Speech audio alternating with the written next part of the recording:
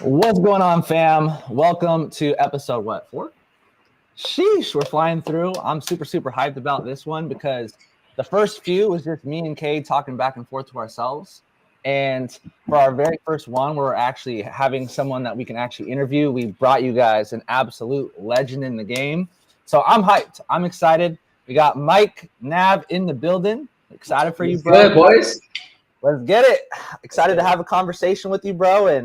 And yeah, man, just see what type of value that I know that you're going to add massive value to everybody that's on, bro. So excited to be here, man. Thanks for having me on, guys. It's a pleasure. Man, we've known each other for a long time.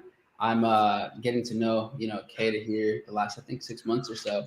But appreciate y'all. It's a pleasure. It's an honor to be the first one on here. And I know this channel's about to pop.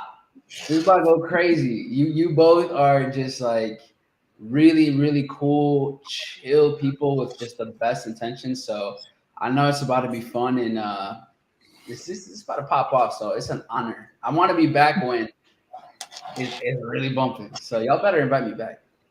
For sure. Absolutely, bro. Absolutely. And I remember when I met you for the first time, and you probably don't even remember, but I think it was either Keani or John. They got us on a call, and it was like me, you, John, Keani. I think it was this guy, Alex Richard, too. And we were just asking you and bombarding you with trading questions, bro. It was like literally in 2018, our first few months getting involved. And I could say that in IM, you've helped me more in just the trading space in it than anybody else.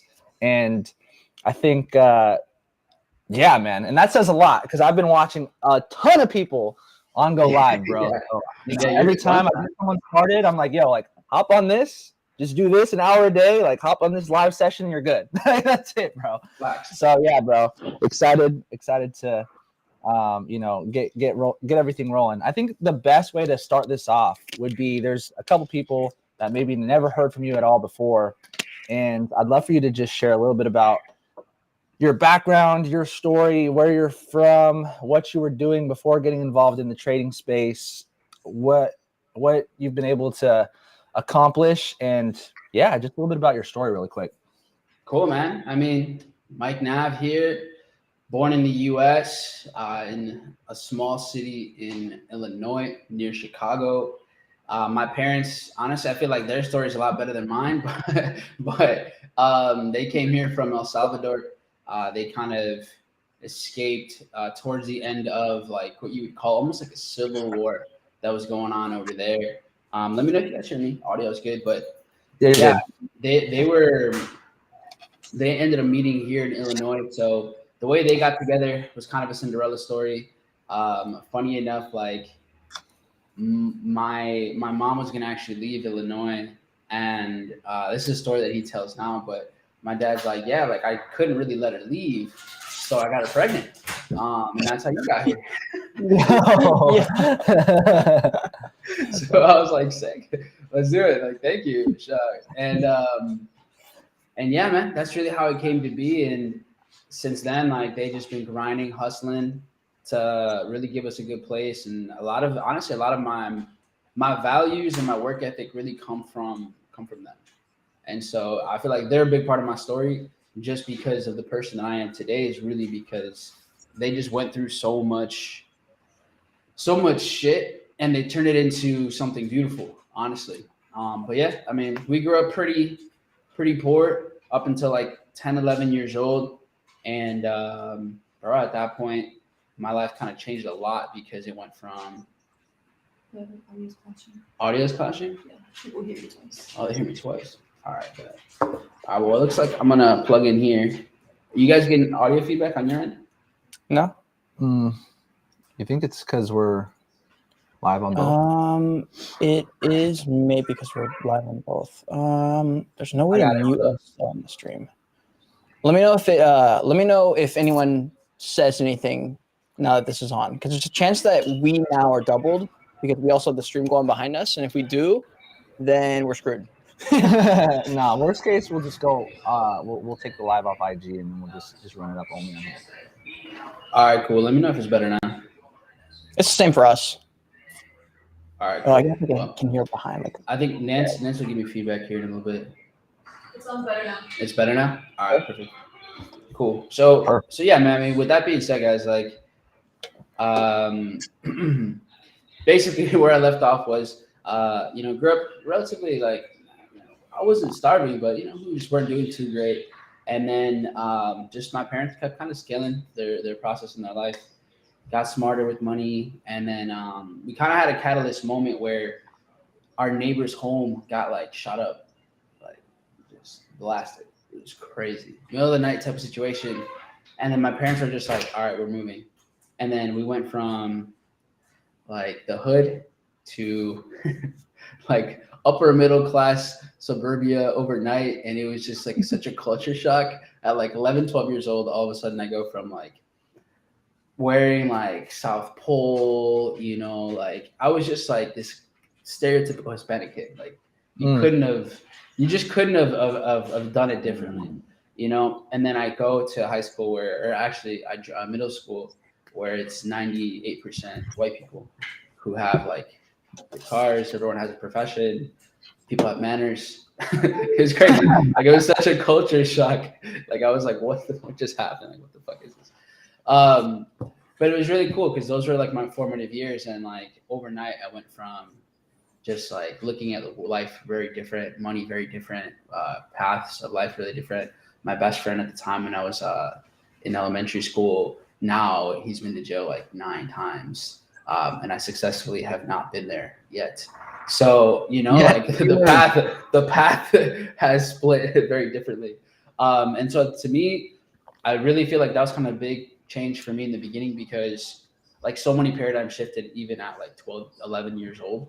Like the way I saw money, the way I saw like what was possible, even seeing my parents kind of like come up in their own way, like that was like, all right, cool. There's not like one, like you're not like tied down to a certain path. Like you can kind of create it. You just have to be crafty. And so like that was a big part. That was a big part for me. And that formed like my taste in music, style, like everything changed because I went from only really knowing like some Hispanic music and like hip hop to like instantly I got exposed to like Led Zeppelin and the Beatles and like I like my musical journey started there, which is like a huge part of like my passion. Not really my career path, at least for now, but the passion side, like yeah. So that stuff formed me quite a bit. But I mean, yeah, to not take this super long. Basically, end up going to college, and I don't know why. I don't know if you guys relate to that. Question: when you went to college, did you feel like, yo, this is where I'm supposed to be, or did you feel like, yo, like this is stupid? Like, what were your thoughts on school at the time? So I never took school seriously. I took testing seriously, but I didn't take school seriously because like I just kind of knew.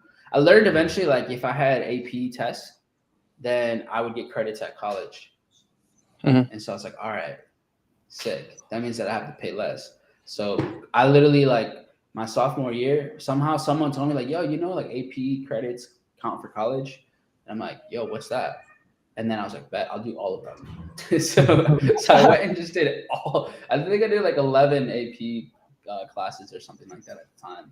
And so I went into college with like a year's worth of college credit, which was pretty sick. But I didn't know why. Like it was just, I didn't realize at the time how much of a narrative going to college to get a degree to like, I just didn't realize I was in that kind of matrix. And so my parents were just like, yo, you're going to be the one. You're going to be the one to go to college, graduate, to make it, like you're the one. Because like they were also kind of the first generation to come to the US. And so their family saw them also as like the golden ones too. And so now it's my job to be the one that graduates, as a professional, wears a suit and tie or some shit. And so, that's kind of like, that was what was put in my radar. And then the people that I had around me too, like their parents were all doing really well. They were like generations of going to, the state university. And so it was just like, there was a path, and all of my friends around me also, they had the same path. So it was just it seemed like, okay, this is just, I guess what happens, because you're not taught to really think differently. And we're not taught to think about income or opportunity, but it's like, here's just this like lane. So going into it, I didn't do nothing really. Like I didn't even realize that I'd gotten into debt until like way later. Like I knew, but I didn't really understand. You know what I mean? Like it's like yeah, you just here's Sally Mae, and just like they'll just give you money, and then so you can go to school.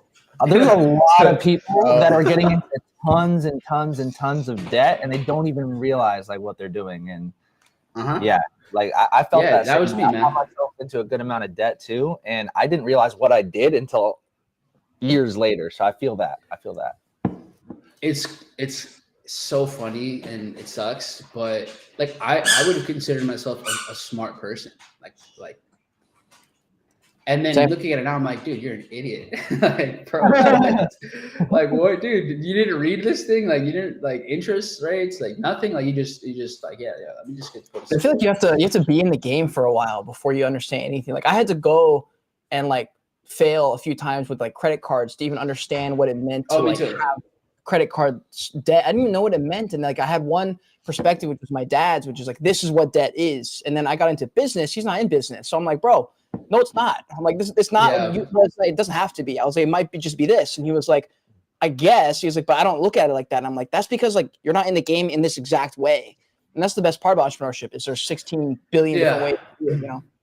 There's just so many angles, and then based on the timeline, like credit's interesting because okay, how are you leveraging debt? You know, what does that even look like? Are you leveraging it for assets, for liabilities? And then there's like Dave Ramsey's approach, where it's like no debt ever, everything kind of cash, so that you just owe nobody anything, more peace of mind. So it just depends, like what game do you want to play? You know, what's the timeline of the things that you're doing? How are you looking to scale certain things? So yeah, I mean, I guess it's really different my parents didn't know either, so they were just like, go to college, whatever it takes, you know, like like just. And honestly, it could have been worse for me, but. I applied to U of I, so University of Illinois in Urbana-Champaign, and I didn't even know what I was doing. I was like, oh, yeah, accounting, those guys deal with money, so they probably make good money. Yeah, I'll just do that, and let me just apply to that. I think at the time, they were like the number 2 school in accounting in the country. Like, I just didn't really, like, understand. And I got waitlisted, so I was like, cool. And then they sent my application to the University of Illinois in Chicago. And that's when, because I guess they're all like one unit, and then they actually gave me like some scholarship money. So I was like, oh, cool. I don't know what this school is. For it was not my grades were okay, but no, it's for testing. So in Midwest we do the ACT. I think like the West Coast does SATs. I don't know. We did both in the East Coast. I did well in the ACT. I got clobbered on the SAT. I got like a 26 or 27 on the ACT, which is pretty good for like my school. It was like top 10. Yeah, but, definitely. ACT, bro, SAT, I literally got clobbered. It was like embarrassing. Like it's 700 or 800. I don't even know what the ACT is. I don't even know what they. They're two different tests. They're like they're the same test, but they're very different like styles. Like one type of person does well on one type of test. I just didn't do well at the SAT type of testing. Interesting. Yeah, I never took the SAT.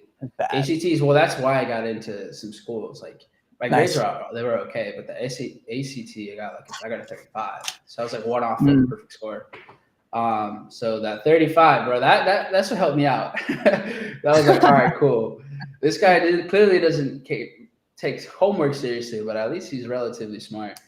So anyways, long story short, they ended up giving me a scholarship, and that's why I didn't go into crazy dumb amount of debt. But that scholarship interview was the reason I also got almost fired from like my first job. So like so I had to go to do an interview for this scholarship. And so I'm like telling my manager like, yo, I got to go do this thing in Chicago, blah, blah, blah. I worked at Subway. I was a sandwich artist. Nice. Yeah. Legend. You know, your boy right here, certified sandwich artist. Bro, I cannot picture you in like a little Subway, little hat. Bro, I was a salad chopper at It was lit, bro. Dude, it was lit. Bro, I almost don't buffalo chicken sandwich. I could make the greatest buffalo chicken sandwich on the planet. That's all. Okay, that's hilarious. Back in the day.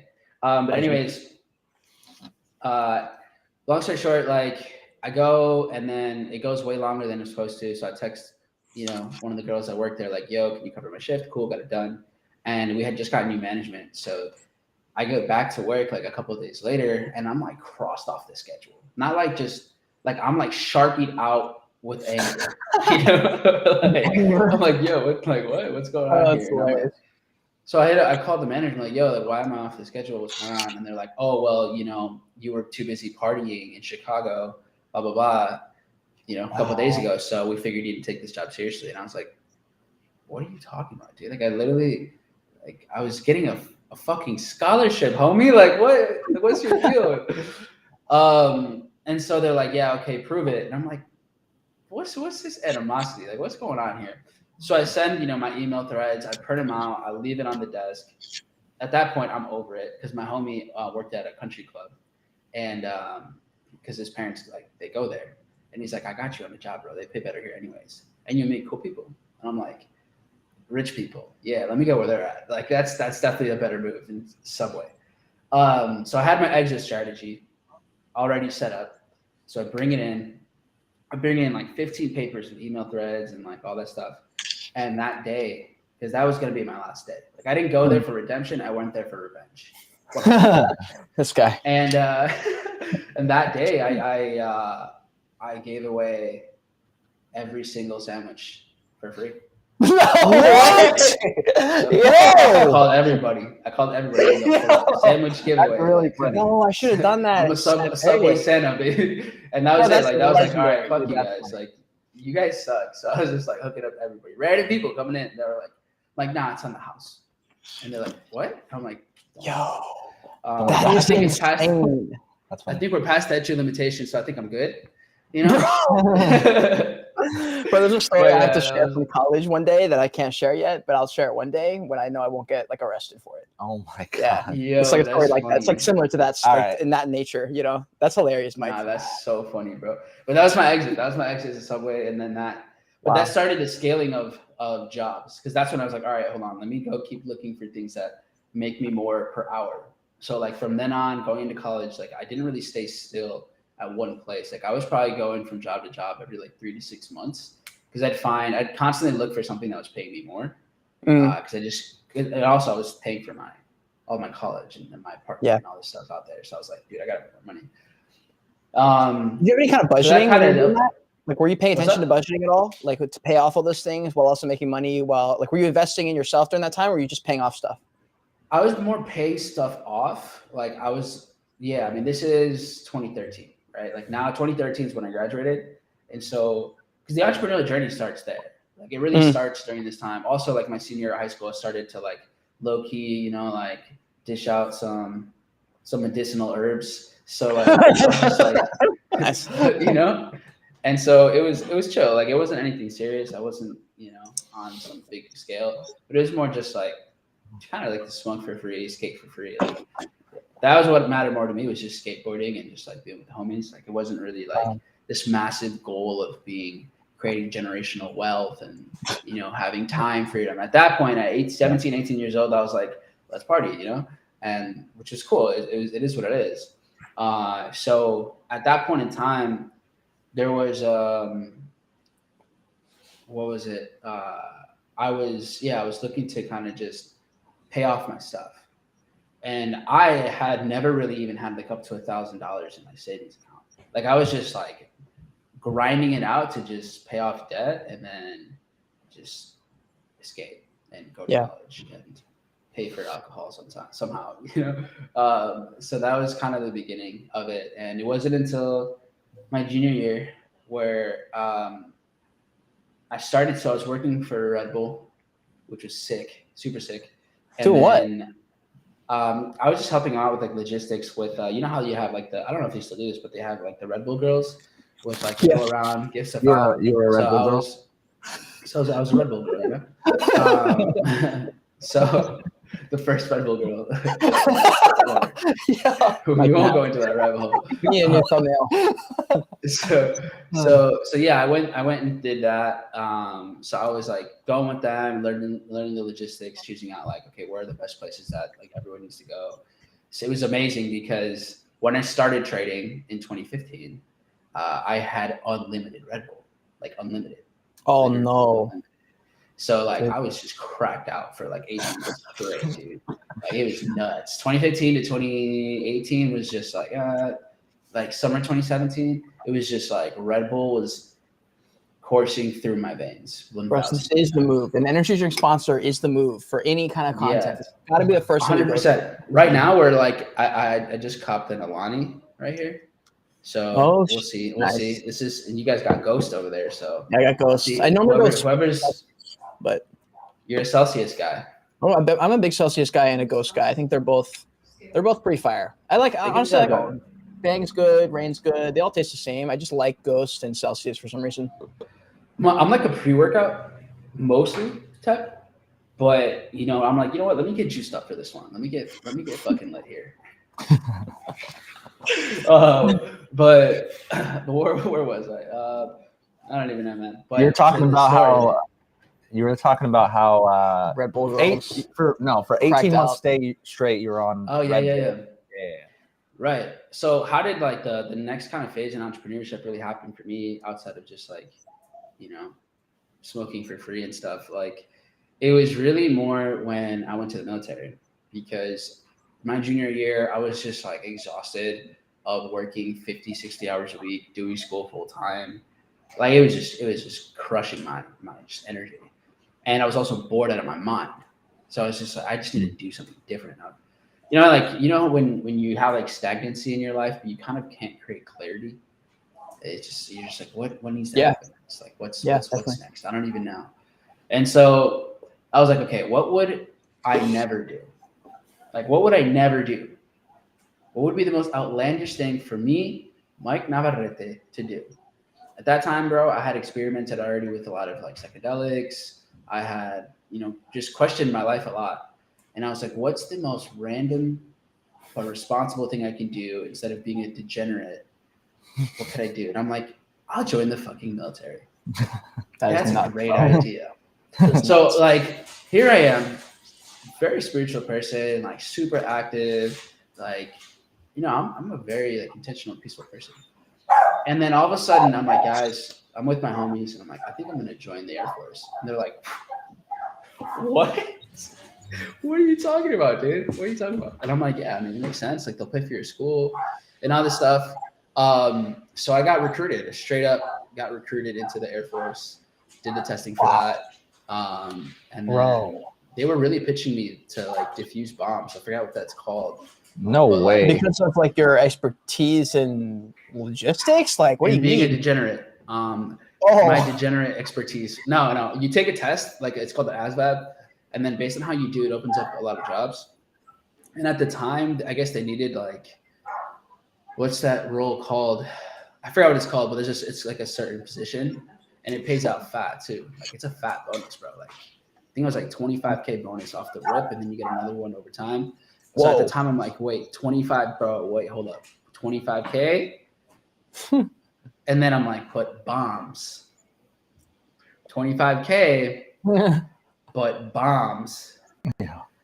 I think I'd rather live. Yeah, I'm cool. Okay, so I'm like, all right, you know what? Let me just do finance. I'm already going to school for that. That'll be fine. So anyways, yeah, I went to the military, did all that. And that was when, I think that's really when the big shift happened in my life. EOD. Thank you, Christopher Derrick. In the chat. Shout out to the boy. So an EOD. And, but the day one that I go into boot camp, that's when I realized like, and in that moment, he fucked up. Like that's what I knew. Like day one, I was like, oh no, this is not it. Because it's just like, I don't know about you guys, but when you can kind of sense energy and like intention, you just kind of know. In that moment, I knew like this is some psycho manipulative shit out here. Like, this is crazy. Dang. And because you just sense fear. I think because most people, they're 18, 19 years old there. I was like 20, 21 maybe. And I had already lived a lot in terms of just like, not just being at home and in my room. I was just like out in the workforce, you get to just converse more and just see more. And so at that point I was already like, yo, everyone's losing their shit here. Damn, this is crazy. And so there's just like a lot of fear tactics. And so immediately I knew like, all right, this isn't for me. I don't even like, I don't even fuck with war. like this goes against my morals and stuff. Like this is crazy. How But long did you last, bro? I didn't quit. No, I didn't quit Oh, you because I stayed. I stayed, and that was kind of my mistake. But also, everything makes sense too. But that's later I realized I chose pride over what I wanted in my life. Because I had told people like, yo, I'm going to the Air Force. And, everyone really puts the military in like on a pedestal. And I think they should in some regards. And I was like, fuck, like, everyone knows I'm going to the Air Force, even though, people don't think about me like ever. Like that's like people are focused on their own shit, So like, like they would know, no one would actually care. But in my mindset at that time, I was like, yeah, no, I gotta do it. Yeah, I told people it's gonna look bad. So it was more like social status and appearance, and that's why I didn't choose like what I. Dude, it's so hard because that gets wrapped up and tied in no matter what you do. Like even if it's not like the main thing, it gets like I'm doing this fast right now, and I'm 5 days in, and I said I was gonna do 7 days, but I'm at day 5 going like, bro, this what guy, kind I of fast are you want to doing? die right now. Huh? This guy hasn't eaten. Are you doing an intermittent fast, or are you doing like a 7-day straight fast? Not eating food in 5 days. Holy smokes, that's intense, bro. A dry fast, or you're drinking? No, I'm drinking water and like 0 calorie energy drink kind of thing. Bro, you got this. Dude, yeah, it's just you got this. Are you having coffee? Yeah, I have caffeine and stuff. Like it's fine for the most part. It's just like my body physically is like, bro, you can't even like stand. Like I was telling Cruz, like if I do one curl, my bones are gonna break, kind of thing. Like that's what it feels like in my body because I've never done more than 3 days. And I was like, oh, bro, 3 to 5, 7 days, no difference. I've done 3. Yeah. At the 4-day mark, I was like, oh, that was my moment where I was like, I fucked up. Why are you are you fasting for like just mind over matter kind of situation? Part of that, part is mind over matter, part spiritual practice. I'm Christian, so it's like a thing you do when you're like feeling gross and feeling too worldly. So yeah, I was eating way too much the last few weeks. Yeah, it's a little bit of a detox too. Yeah, for sure. I think I'm gonna join you. I'm gonna have a nice meal. I'm gonna join your. I don't know. I'm not gonna do 7 days. I'm not really feeling that right now. Yeah, but that sounds. It's also like when you like break a record, it becomes the standard. Like for me, like 3 days was like max. Versus now, I'm like, bro, 3 days is like easy money. Like 5 days has to be the standard now. For 7 days is like the next thing to like aim after, kind of thing. But it's kind of like how you were saying. Jump. Yeah, I guess it is a big jump. But like the pride thing you're talking about, it's like definitely roped in with whatever we do. And it probably does suck in some way, but I feel like in our industry of entrepreneurship, if you don't have that part, it's like a problem in the same way that like a lot of people who are Catholic hate the fact that they have this like it's Catholic guilt. And I'm like, yeah, but like if you don't have the guilt, then you'll just go do whatever you want. And that's also not a good thing. What's the Catholic guilt? So you feel bad about doing anything that's not like biblical or whatever. And they're like, I did this, like, it's a sin. So they feel guilty. But the thing is like the guilt is there as like a part of your brain and body to tell you, yo, like you probably shouldn't be doing this. Like, you probably should be feeling guilty. Like you just killed someone. You should probably feel guilty for that kind of thing. You know what I'm saying? Like that's where it comes from. But I guess it's a good thing. It's a good encoding in like I guess our emotional intelligence. Yeah. And the pride's there for a reason too. I mean, it's not always good, but like in some ways, like a little bit of pride is like maybe good because it keeps you on track. That's cool. I feel like it's an almost like if you had a GPS, that's almost like the GPS kind of like, hey, you're going. Yeah. You know. True. Interesting, but yeah, man. I mean, that was a big one for me. Like I realized I chose pride in that moment, and it took me a couple of years to look back and like, damn, like that. But I learned an exponential amount about human psychology in the 2 months at basic training about myself and about people, because you just get to see people in stressful situations for like 10 weeks, and it's just like you see the worst and sometimes the best in people. And like for me, like I've always been really observant, so that was like it's so trippy, and this sounds weird, but I felt like I was almost looking at an experiment, and I got to see like how, because people drop out and people fail and just for random reasons too, and then on the physical side, because it's a physical test too every single day, like you're just running and doing a whole bunch of things, and so it was really interesting because at that moment, like I was like, this sucks. And then I'm like, well, this is pretty shitty, but why don't I take it to the extreme? If it already sucks really like a lot, like, okay, well, let's make this shitty time worth it. So I remember like, because I had dislocated my knee and I somehow got away with it. to join. Like I was like strategically leaning, so like when you do like a physical, so they just wouldn't really notice it, and then I just didn't realize how much we were going to be fucking running. So my knee wasn't completely healed when we started. So like the first week was just so brutal. But I don't know. It worked out. But like I realized I was there. I was like, you know what? Fuck it. I'm gonna eat as healthy as possible while I'm here. So all I had was like fish and broccoli. Like that's it for like 10 weeks. It was nuts. And then you get like at the end of it, at least in the Air Force, if you pass like certain physical requirements and like the testing, then they'll give you an extra day with your family. Like once it all ends and they come to see you graduate, and like so like in that moment, because you're just completely detached from everybody and everything, like everybody. So like you have no phone, you have nothing. You know, you can, and it's kind of it is like one of the coolest moments too, because you would get letters, like handwritten letters from people, and it's just like it was like so special. It was so cool. Like I remember like, you know, week 2 or something, I got my first letters and I'm like reading from like the outside world because you know nothing about anything anywhere. So like you just get like a snapshot of like the people you care about, what their lives are going on, what's going on in the world and stuff. And so like that's how Nancy and I's relationship like really like that was about 1.5 years in, but we really went like next level because it's like, how do I pour my thoughts and my energy into one letter? And then you kind of doing that. But I remember like that's how like my mindset really started to shift into kind of like enjoying the process and where the results can come from, because then it turned pain and like kind of anger in a way into something useful. So I just started like going crazy, running every like day, pull-ups, like just I went nuts, bro. And just for that one extra day. Was this like the best shape you were in ever, would you say?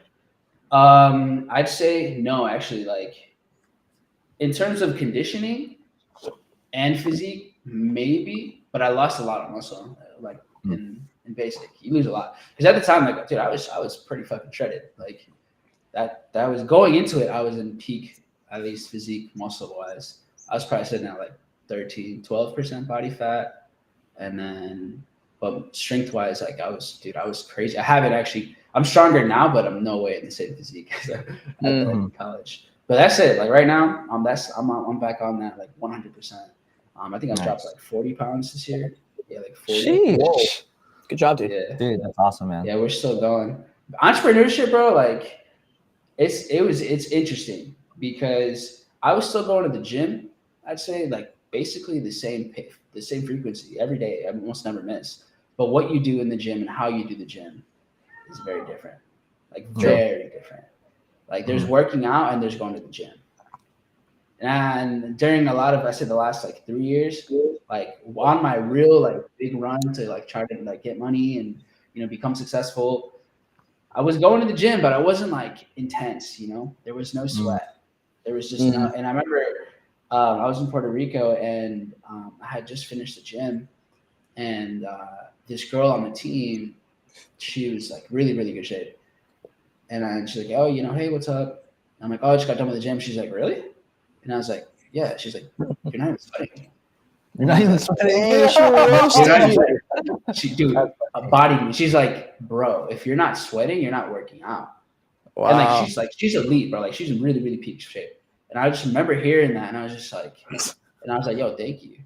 And I was like, damn. I'm like, I remember like I still take that with me, and I sent out like I did a whole post about it a couple months back, and I tagged her because she had no idea. And I was like, dude, you made a massive difference in like just kind of setting me back into the state of mind that I know I have. But it was like I was showing up for the sake of showing up, but like I wasn't putting in the work. You know, it's like there's this one difference of reading, and then studying is different than reading, right? There's listening and then actively doing. So it was almost like I was conditioned to just go, but what is actually being put in once you're there? So yeah, that's kind of my deviation. I know we're kind of all over the place right now, but anyways, I wanted to ask you about that too, because you guys travel a lot, like a lot, and I think that creating excessive. habits. Yeah, you guys travel more than 99% of people. So, but at the same time, you guys have and maintain really, really good habits. So Yeah. I'm curious how you guys kind of manage the traveling plus the habits and like maintaining them at the same time. Yeah, I mean, it's gotten better over time for sure. Like the more you travel, the better you get at how to position certain things. You know, how do I make sure that I have a gym?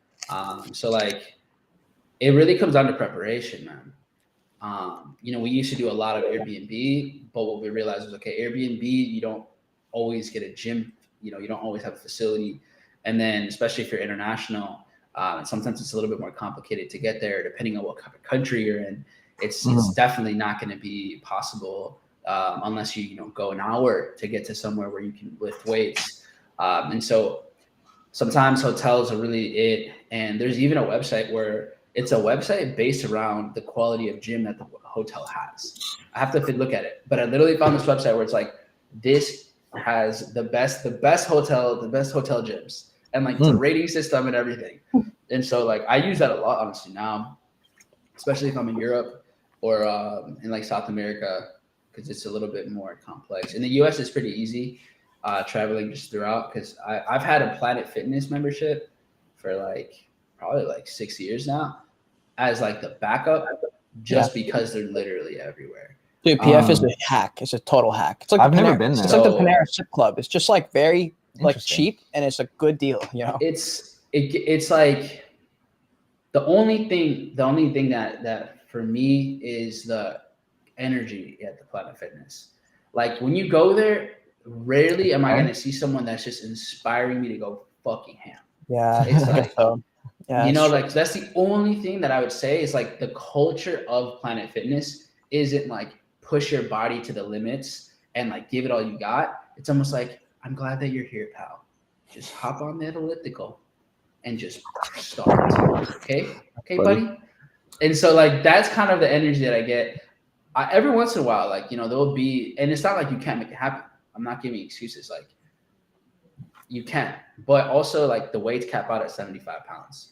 So like, yeah, you know, I mean, there's only so much you can do to an extent, and then you can go high volume, but it's just like the difference is culture. But then the question is, well, what's stronger, your environment or your intention? Because it's easier to be like, okay, well, yeah, the energy isn't that lit there. The music sucks. They literally feed you pizza at the end of the month for God knows why. I saw that. You know? Like they do like weekly pizza something or what? Something like that. It's like Friday pizza. Friday pizza. I don't know, but I never really used those. Like I only used the amenities like the massage chair and stuff. But like for me, I feel like it depends. Like some places are meant to be like middle school. Like you're supposed to graduate at some point. You're supposed to move on to high school at some point. Absolutely. And I feel like it's almost like that type of situation. I think it serves its purpose, like for sure. Yeah. But also it's good for if you're just trying to go and you're like, it's like the gym is top 10 priorities, but not top 3, not top 5, then it's probably perfect for those people.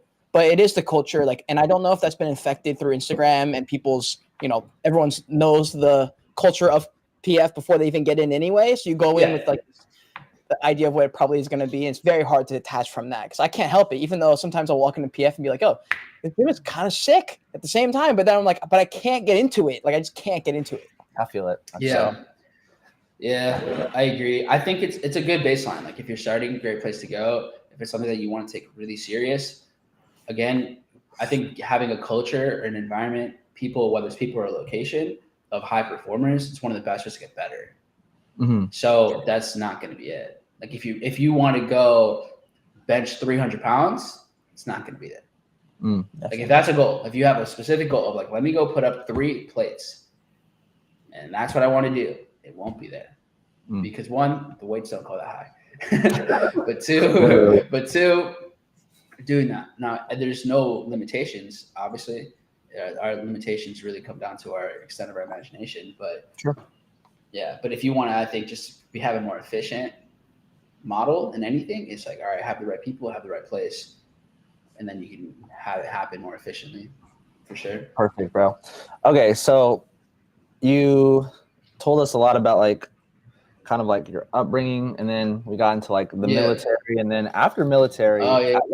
at what point did you find out about I Am after this as well, or what? Yeah. So The time period of everything. for sure. So this is now 2015, right? Where I like went into the military and stuff. Okay. Once I get done with basic training and then going into tech school, that's when you kind of have more freedom. So like you're not in like military jail anymore, and you have a phone and you have your stuff, right? But you're still learning like how to do something.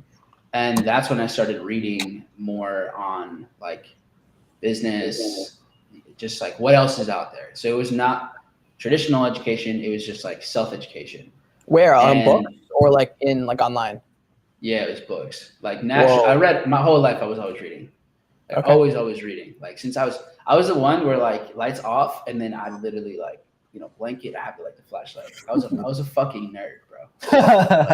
Like I just love reading for some reason. It was just cool to me. And then, but at that point, now at 20, 21 years old, now I'm like, all right, hold up, let me level up in this life game. Let's figure this shit out. So that's where I started to read more on like business. At that point, from 18 to 21, I was like on a spiritual journey. So I had read like The Power of Now, Breaking the Habit of Being Yourself. I had read a lot of really powerful material,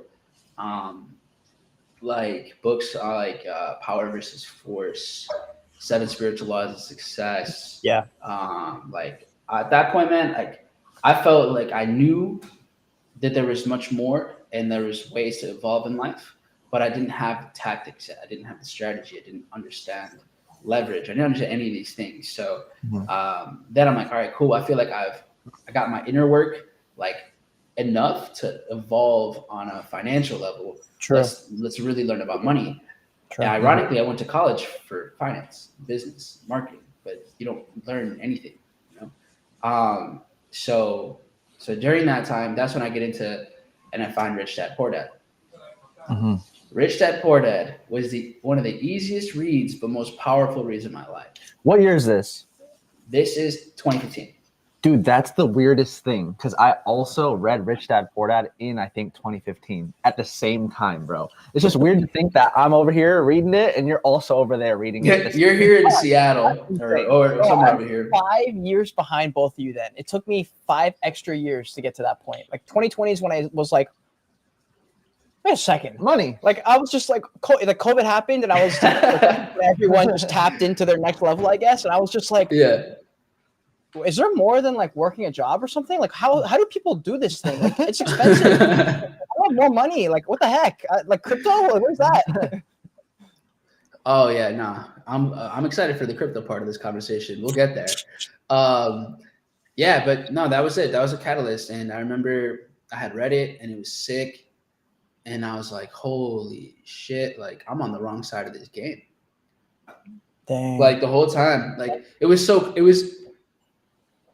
was easier for me to take because I feel like I had already taken the red pill in other ways, but I hadn't taken like the financial, like the money side of the red pill where you're like, oh shit, you kind of like realize like you've been in the matrix on that end. Yeah. Hold on. My bad. I got a random call here. So yeah, with that being said, like I'm like, oh, and this is now I graduate the tech school side of these things. And then I'm like, okay. So now this is going into fall of 2015. I'm done with tech school because I'm in the reserve. So I don't have to be like fully enlisted in the Air Force every day of my life, right? I show up for a weekend. And if I want to like take on orders for, contracts for a couple months, I can if I want to. Nice. So now, cool. I'm done with all that training, the main part of the military life. I'm like, all right, cool. So I go back to Illinois, Chicago. And I'm like, all right, well, let me do my senior year then. And yeah, it turns out that the Air Force like totally didn't pay for any of my school. Like, wait, what? Whatever I did it wrong. And yeah, so whatever happened, like it wasn't working out. To date, I still haven't gotten money for school. So maybe it's something I did wrong on my end. But I was like, what the fuck? Like, hold on, what? And anyways, long story short, I'm like, all right, whatever. Let's just get this done. Let's graduate. I have a semester left. Let's run it up. And so I come back And right before I start school, actually, I go on a snowboarding trip with the homie up into like Canada, like right, like north Minnesota, where I could literally see Canada. And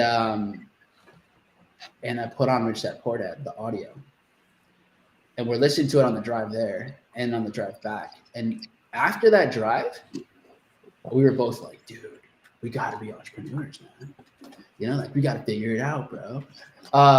And so that's kind of was a big seed. And so I went into my senior year, and then this was when everything this is really where the floodgates happened. Senior year, business school, last semester, and I'm taking like a 400 level business management class. And I asked my professor about his experience in with businesses and like, you know, wins the good, the bad, the ugly. And basically after a interesting back and forth, he had never had a business before, and he had been teaching for 15 years. And so like the theory-based knowledge, that just pissed me off a lot. Like I was just lit. And I'm in like a room of 300 people, and just going back and forth. Like I was being an asshole 100%. And so I was just like, so you just put thousands of people like every year into the world talking about business management, but you've never had a business before. And like, you know, he kind of somehow he dodged the question, and then he was just over my shit. And so he's like, "Are you done?" And I'm like, "Yeah, I'm done." And then I got up and never went back. But That's like, funny, bro. Never went back? No, that's when I dropped out right there. Wow. Because I realized like at that point I already had like a thoughts like, how bad would it be if I just stopped right now? I could always come back. And then because I had looked at it like, at that moment I was like, wait, I put in how much money into this? And because now I was looking at things like on a very, very basic level, like, okay, well, I put in so much money, but like, what do I have? Like, what do I actually have? Like, what skills do I have now that I didn't before? And I'm like, nothing. I literally have zero more skills. The only thing I'm better at is doing beer bongs and like smoking a bong. The only thing that like literally it. And so like, okay, so weird. I'm like, this ROI ain't ROI. Like, it's not going in. Dude, and so I was already kind of over it. And then that moment was just like, all right, I'm done. Like, I'm just, it's wow. All right. But that same week was when I discovered day trading. Same week. Before or after? No, right after. Literally right after. Bro, I could tell you it's probably like 3 days after. It makes sense though. And here's why I think it makes sense. It's always been there, right? Like everything is always already here. But it's not until you're open and you're looking that you'll actually see it, right? Facts. So, because here's the thing, I didn't realize until years later that I had already dealt with Bitcoin in 2012. But I didn't even realize that had happened until way later. Because in my senior year of high school, we had a study hall, and one of my homies, he would be on the dark webs, like, you know, just looking for fun activities and recreational items. And we had dealt with Bitcoin. I just didn't know. Yeah. Like, it was like, oh, we need this, you know, thingy to get this thingy. So let's thingies. And then that was it. So funny. That's we need how this it is. thingy to get this. Bro, that's how it is. In 2017, that's literally is. Bitcoin too. It was the future, bro. Like, this and the other, and I was like, bro, it sounds like drug money. Why would anyone want to be part of that? That's the only thought I had. And the whole class, by the way, made fun of him because they were like, he looked sketchy. He was sketchy. And of course, like at that point, like 2015, 2016, something like that, that's what it kind of was used for, sort of like. It definitely, at least the aura around it was. Now people are like, oh, Bitcoin. Like, it's this thing that people this is 2012, bro. Yeah. Like, Bitcoin was worth nothing. It wasn't even worth like, it was worth less than $10. You know what I mean? Dude, you sure you don't have like a ledger full of them? No. I didn't even directly like deal with it like we did. Like, oh, cool, let's get this thing, and then we can buy shrooms with it. Like that was the situation. Yeah. Fumbled that back. That's funny. And but again, the whole point is like awareness. So fast forward, you know, basically almost 4 years, in that moment, then it was like, okay, well, I want to pursue something that I own, my own skills. So what is it? What do I do? And after dropping out, it's like you're now more like, okay, what's the next step? Everything is coming together now because you're actively observing it. And in that moment, I was looking for, I remember at the time, the typical Google search, like how to make money online, you know? Bro, we've all done it. It's a rite of passage. Rite of passage. How to In the make same money way, online. says how to kiss a girl. Yeah. 5 years before that. Yo, I don't know if I ever Googled that. Bro, this guy. This guy's lying, bro. It's only him, bro. Oh my gosh. Bro, I thought me and Green when the podcast started 3 episodes. There's no capping, Bro. no capping on the podcast. I can't say that I've Googled that one. I don't think Oh, so. that's funny. Bro, right. Mike's a liar. Everything now invalid because of that. No, that's so funny, bro. That's mental. But I'm not saying that there's anything wrong with that. Okay, Cade? There's nothing wrong with that. You're resourceful, bro. Some people like to just get in the field, and others have to really prepare, and that's okay. Yo, That's funny. So unbelievable. Well, I don't even remember what it was. All right, anyways, so How to make money online. Right. So I found this thing where it was like you do some surveys and apparently you get paid. You never get paid. It's ultimate scam. And then but then I had to it made me go to Facebook to make an account to log back into some other website. On that redirect to Facebook, boom, I saw my first MT4 on a Facebook wall or page or whatever they were called. And it was the boy Timothy Slomo. He had posted a screenshot. Yeah, shout out to him, bro. Screenshot of his MT4. He was up like $40. So that was it. $40. And I was just like, yo, what the fuck is this? What is this? Quick, and I don't use Facebook, but I was just instantly, I was just like, yo, dude, what is this thing? Because it's not stocks. I had never seen what it was. And it was a screenshot from his phone. So it was just none of it made sense. I was like, wait, hold on. What's happening here? And I knew that relatively because I studied finance. So I was like, these are currencies, but how does this, what does this shit do? And it was, that was the beginning of when he started learning how to trade. He had already been trading for, I think, about 7 or 8 months at the time. Mm-hmm. And his story is funny because he got crazy scammed early. He lost a lot early off of people. It was he gave money to someone to trade, I think, for him, and that guy just totally lost a ton of money. Yeah. He also went to jail though too. That guy that scammed everybody. So it was kind of cool. You never actually see that happen. Yeah. Repercussions. So that was actually cool. But so sometimes they do go to jail. But he was making money, and then he hopped on a Zoom with me. Actually, I think it was a Google Hangouts or something like that. Maybe Skype. I don't know. But okay, I trusted him because I'd known him since I was 13 years old or something. And at the time, he was about to get his master's, and he was 21 years old.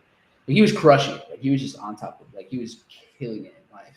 2021, 6-figure income as an accountant, not in trading, as an accountant, and then he had his stuff together, and he always had. So I was like, yo, Tim, what are you doing, bro? And we were talking, and I'm like, you're making 6 figures as an accountant. Why are you doing this?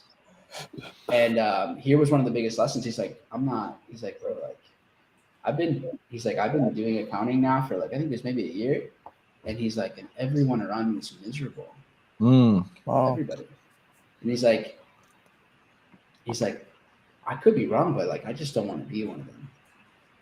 And so I'm grateful for Tim because he had the audacity and the conviction to kind of think ahead, to not really be comfortable with what he had, especially at that age, and just be like, nah, we gotta go do something else too. Yo, that's a life hack, bro. Is if you're not sure what you want to do, but you have an idea, spend 6 to 12 months around a group of people that are already doing what you're doing and see how they're living. And that's like a hack to figure out, is this something that I really want to do for the rest of my life? Yeah, I was thinking about tearing my Achilles, and I was like, let me just hang out with Cruz for a little while and just see like what life is like as a cripple. You know, walk in, like, what is life like? Like, what does life have to offer? You're stuck at a desk. Ignore this guy. Bro, Cade, you are hilarious, man. I love it. Hottest shadow cruiser. It'd be a good video. I tore my Achilles to learn from a. Yeah, so stupid. It's the move. It's the move, bro. No, that's good. That's big facts, though, what you said. Yeah, and so, anyways, like, in that moment, I was like, damn, like, he's making money. To me at that time, like, $100,000 in a year was mind blowing. Like, at that time, I was like, holy, like, bro, you're making 6 figures. That's crazy. Like, that's just, it felt like a dream for me to make it happen that I believed I could do, but it felt far. It felt so far. Dang. Because I mean, my parents had never done something like that. Like, I wasn't around that money. I had one friend or two friends that like that I actually just had a good relationship with their parents, and they were both in finance. One was like the VP of JP Morgan, like on a regional level. He was making a lot of money, and that was like the first luxury car I ever sat in. It was like his Aston Martin. I was like, yo, this is crazy. I was like 17 years old. And I was like, what do you do? He's like, oh, I work at Chase, JP Morgan Chase. And I'm like, I'm going to do that. And that's like the path that I actually set on. So I was always kind of like looking at what other people were doing that were older or had maybe made more money than me. And just like, all right, let me just follow that path until you just realize like, okay, well, what's mine going to be? But yeah, Tim showed me, man. Tim showed me what was good. And then, that same day, I opened up a live account. I put $200 in my broker. Day Nice. one, no demo. No demo at all. Nope, no demo. I never demoed. I didn't start to demo trade until after I was making money. That's funny, bro. Yeah. It doesn't. It was a rough process. Like, honestly, bro, I was like that too, though, because I was just in the mindset of, if I lose this money, I don't care, dude. It's $200. Like, who cares? See, that's nice. I didn't have that luxury. I was like, if I lose this $200, fuck. I'm eating tuna out of a can again, bro. Yeah, fuck. True. Like, it was, but I was just always like all or nothing. Always. Skateboarding, everything, I was like that. And so I was like, all right, because I was at that point, I was like, all right, I'm over school. This is going to be it. Like, trading connected with me really fast. Like, I didn't have to get sold on it. I knew it was possible. And I was just like, okay, this is a path and it's mine now. I'm going to go get it. Because it just made sense, man. Tim, whatever, I forgot how Tim presented trading to me and like how the expectations were set, but it was proper because I was like, okay, I can do whatever I want. I can go anywhere. I can do it with anyone. I can do it on my time. If I make this happen, it's because I got this shit done. And if I don't, it's because I'm a piece of shit. Sit. Like, I'm in. Because skateboarding was the same way. It's the same thing. It's like you either make it happen or you eat shit. It's true. Take a pick. Would you change anything? Would you, if there was funded accounts and you're looking back now, would it have been a better choice to hop into the lives? Like, for people now, especially if they hear your story and they know that you didn't get it for a while? Yeah. No, for sure. Like, going into trading and trading real money right away is not a good idea at all. Because most people don't have the mental fortitude to stay in the game like that. Like, I was ignorant and kind of like arrogant enough to just say like, fuck it. Like, I'm gonna just keep doing it. I'm losing money, but I'm just gonna keep going. Like, my belief in myself was so high that it was dangerous to my money, but it got me better really fast. So is it a good approach? It just depends on your tolerance of pain and your level of responsibility that you have outside of yourself. Because I do think it's the reason I learned way faster than most people. Yeah. Because now every time, like every lesson, I felt like it hurt more but was also why I like dove deep into, okay, why am I losing this way? What is going on? So I was way more like invested, not just financially, but like mentally into the process, and just like, so it was just way more serious for me. Like it was instantly a very serious thing for me to do. Trading wasn't like casual at any point. It was instantly, this is it. Like, don't, like, this is not a fucking game. Even though in a way I kind of still treated it like that, but mentally that was kind of like the mindset that I was in. But yeah, the reality is like when you're starting this, it's an experiment phase first. Like when you start trading, it has nothing to do with money. Your first probably 6 months, maybe even year, has nothing to do with money. It has everything to do with you learning, you finding out what you actually know about yourself and what you know about the markets. Like how well do you actually understand these strategies? How well do you understand your mindset? How well do you understand your psychology? How well do you understand all these things? Whereas when I started, I was like on a path to escape. Like, how do I get out of my job? How do I get out of this? How do I get out of that?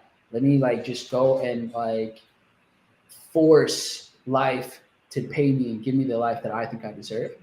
And so that's why like I steady blew $200 every week for like 7 months, maybe. Like steady path. I was down like 6K within like 6-7 months, like super fast. Wow. How long was that process? I had never saved up to $1,000 prior to that, and somehow I managed to like lose like 6K. So like I didn't even. It was mind blowing. I was like, wait, hold up. How's this happening? You, but if I would have lost 6K, like my mindset would have been like, if I would have just hit the other button, I'd be up 6K, and I would have been fine. Like I don't know why I like that, but I just that's how. A lot of people like lose money, they get discouraged, and then they just quit. And in my warped mentality, I'm just thinking, if I would have just hit the other button, I would have been up 6K. Let me just keep going. Yeah, well, eventually I got to a similar perspective, because at one point I was like, okay, hold on, dude, I've invested how much money into this? Like I didn't even realize I had put that much money in over the last, my first year. And I was just like, dude, what the fuck? Like, bruh. In a way, I was like, good job, like you stuck to your guns. That's true. Then I'm like, you're a fucking idiot. Like, what are you doing, man? Like, do you not give a shit? And it was funny because, but my whole life had changed at that point though. So even though like I had made $0, I had lost a lot of money. The way I did everything was so different. Like everything, it was just the cost of change, I guess. Yeah. So it was okay. Like I had stopped going out. I worked at a bar downtown Chicago, in a nice area, and I remember like once I started doing this, like everything else was in the back. Nothing else mattered. Like, every single shift, it was like, yo, let's go out to have a couple drinks here or there, and I was like, no, I'm good. Like I got some stuff to work on. And then in the beginning, they shit on you, and then it's like, hey, bro, like, come on, let's go out, blah, blah, blah. And it's over and over, especially working at a bar. It's like all everyone wants to do is have fun afterwards. Yeah. But that helped me so much, because I feel like the biggest way of discipline, there's like, for growth, there's the option where you're like, it's just not an option. So you're in an environment where you can't even be distracted. And then there's the opposite, where you're in an environment where there's only temptation. Yeah. And then the way that you get better, in my mind, the best way, but it's high risk, high reward. If you are in the shittiest environment and you can say no to everything, then you're fucking bulletproof. Yeah. And so that's kind of what I was doing, where I was like, okay, well, I have constant temptation, but I am making the right decision every time. So I can't really be persuaded anymore. Yeah. And that was so huge, because that's going to always happen. There's always going to be temptations on all levels. And so at that point, it was like, cool. See, I got really good at saying no. Super good at saying no. And that got me a lot of, even though I was still losing money constantly, like, yeah, most of my money was just like, I'd make money enough for like rent and to eat, like to buy protein, powder, chicken, like breasts, and tuna out of a can. That was literally, and buffalo sauce. That's the move, bro. That's how it is. And then and eggs. That was like it. It was raw, bro. Raw, bare bones, and like broccoli, like freeze. You know, like that, like flash for frozen Yeah. vegetables.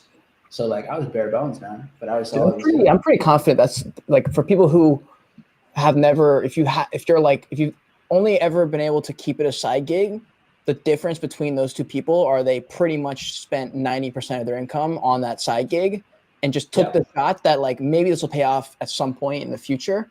Mhm. And like that's the only way. I mean, I'm sure there's other ways to do it, but I feel like the only way for like shorty, and at least you can say one day that you did try, is to try that same thing. So I was doing the same. I was working at a restaurant. Every cent I made went into learning about crypto and finance and trading and like money stuff, and then cameras, and then eventually that turned fully into content. And then now, even still, like every cent I make that's extra, like the first thought is like, how can I like grow Reinvest. the content thing, the whatever that is, the brand of Joyage Kingdom. I feel like Yeah. if you don't have that mindset, it will always be a side gig. Like there's just no alternative. There's no way to make that jump. Yeah, no, I agree. Like how you invest your money, I think, is a representation of what you believe in. You know? Like we work so hard for money, which is just a resource. So how are you using your resource? Yeah. Where does it go? Where is it directed? And I definitely have been pretty aggressive, I think, with that. Before, I'd say there was nothing really to lose. Now there's my mindset is a lot different because now I do have to consider, you know, like my parents, my siblings, my wife, the future, like of what is to come as well. So it's like there's a certain level of, I wouldn't say fear, but like be more calculated. You know, there's more strategy that comes into it. I'm not as reckless to go and do something. It's like, okay, hold up. Especially with more experience, now you can kind of see if it's going to be worth it or not. Because over the last few years, especially once you have a bit more money and then you also around more people, you're going to get opportunities all the time. Then all of a sudden you go from, wait, there's no way I can be, you know, successful to like, there's so many ways I can be successful. What the, like, oh my God, like what there's like, money can go everywhere, you know, opportunities literally everywhere. Yeah. And you have to learn to say no to all the good things so that you can, the great thing can really show up and then, okay, cool, this is the next one. So yeah, you have to say good, you have to say no to good enough so that great shows up. So you went from just losing thousands of dollars, blowing accounts. Yeah. From that, how long was it from that period to where you were like consistently profitable? Well, there was like there was a trip that I took to the East Coast, to Connecticut. That was like a really big catalyst because at that time I wasn't. That was like maybe 7, 8 months in, 9 months in. This give or take. This is now sometime in like early 2017. Okay.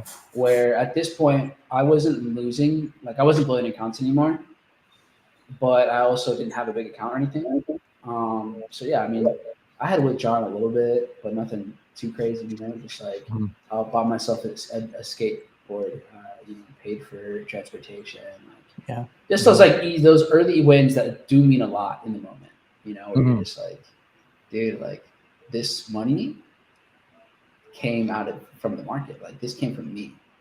Dang. It's the coolest thing. How was that first withdrawal where you just printed money from your phone? You know what I mean? And how did you feel from that? How much was it too? My first withdrawal was like, I think like it was just I withdrew exactly what the skateboard that I wanted to buy was. So it was like $62 or something like that. Nice. Because I had seen my account go up so many times, but it just would always go back to basically zero. So it wasn't, my belief wasn't on if I could grow my account. It was more like, can I ever actually just be smart enough to withdraw from this thing? You know, dang. Because I was always aggressive. I didn't have a risk strategy, like because the people that I came into this in the beginning, Tom, bro, you gotta chill. Man, somebody draw a troll in here. Give a church signal. So yeah, buy yourself. Buy into yourself. That's my deal. That's my signal for you. But yeah, I remember when that happened, it was different. Even though I had still net lost a lot more money, but just to see the withdrawal happen, you kind of break through some belief barriers because you literally see okay, you go, you and your broker, you move over money from the trading account to the wallet, and then you withdraw, and it's either going to a bank account or it's going into whatever, your crypto account or a third party service, and then from there, then you're waiting and you're like, dude, we're getting there, like, is it gonna happen? And then from there, either it gets to your bank account, your wallet, whatever, and you're just like, holy shit, it's real, dude. like these $62 and however cents, like, this is fucking real, dude. Yeah, it's like, yo, it's so crazy. And that was a really good one. I love that withdrawal. That's still definitely one of my favorite ones, even though wasn't a lot, but it wasn't a lot financially, monetarily, but it was everything belief wise. Damn. It just shows that it's real. A lot of people can't even comprehend making $1 on, let alone, online. And that first one, I know means a lot. Dude, I had to un-F my own brain, because I went straight from not really doing nothing to like making a ton of money with NFT content. And I was like, I got the skewed version of reality with money. And I was like, bro, I'm not willing to make a video that only takes 2 hours to make, or a few hours to make, for less than like $1,000. So I was like instantly rolling because of the point I got in the market, but I never pulled money out. Because every time I made money, I would buy an NFT, then lose it. Make money, and then I would lose it and make it. I never operated with money before. It took me over a year to almost make a withdrawal and buy something worthwhile. But instead of buying a car, which I 1000% should have bought, because I had sold 2 NFTs that I bought for $100 for like $2,000 each, and I sold a bunch of NFTs, and I had like $15,000 in an account, and I was like, whoa, what do I even do with this? I've never seen this much money. No, I didn't. I bought Dogecoin a year before that, and I made all this money. Then I lost it because I put it in crypto and the market crashed. But like, I never had $15,000 for more than like a little bit of time, and I was like, I could buy a car right now. I could have the car in my driveway tomorrow. And instead, I didn't withdraw it. I said, let me buy another NFT and double this money, and I lost all of it. Damn, you went all in on one. Which NFT did you get? I bought a Subduck for like $6 or $7,000. Then I bought another NFT for like $7 or $8,000. Both of them went to zero. I feel like you have to do that at some point to like understand what you lose. I mean, I don't know. I mean, it did happen. I agree. Do it, but I agree. I mean, I will say that know the what people that I cycle know you're in. that have made the most money are also the people that have lost the most money. Yeah, but I will never do that again. Like if that ever happens, where I make like a stupid amount of money from an accident like that, it's either going into savings or I need to buy something that's worthwhile, not just buy another stupid high risk asset that has no benefit other than like, oh, I get to go on Twitter and talk about how I bought this.